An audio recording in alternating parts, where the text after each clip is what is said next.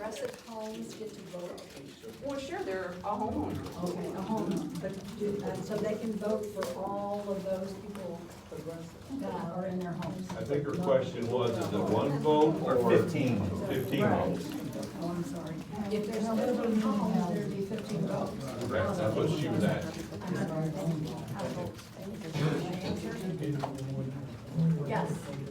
Yes. Sally, I appreciate exactly what you said about the bylaws. I've got the bylaws right here. They're archaic. They're from 2006, when the developers still ran the show. They're not that complicated. There's 15 of them. I've also got a cheat sheet for Robert's Rules. Totally agree with you about Robert's Rules. However, the bylaws do state Robert's Rules. There's one simple way to get around it. At the beginning of every meeting, you have a vote. It takes a simple majority to throw them out. Then you can do whatever you want. As far as you mentioned, somebody got on you about the 7 days before this meeting. The bylaw does state that. Not only does it say 7 days, it says you have to announce the date, the time, and the place, and the purpose for the meeting. That was technically violated. I get it.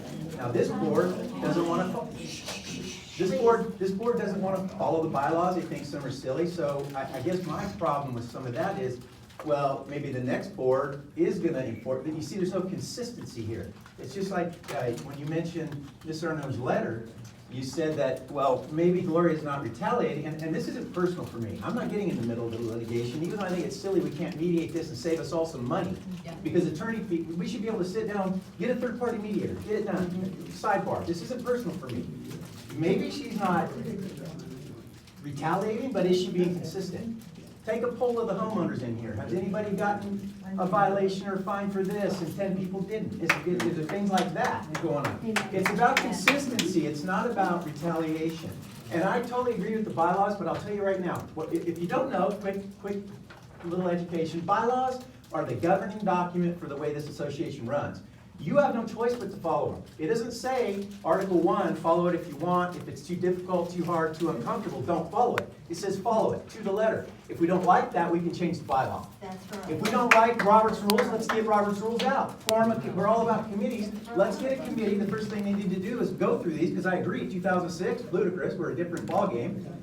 Let's change the bylaws, if that's what everybody wants. But this isn't, I've only lived here 2 years, and in the 2 years, I have seen this neighborhood turn into nothing but an adversarial neighborhood. It is us and them, and it shouldn't be. We've only got 3 board members. We're allowed to have up to 9, as long as it's an odd number for voting purposes. Maybe it's time, and you've alluded to it a couple times here, that, well, nobody wants to do it.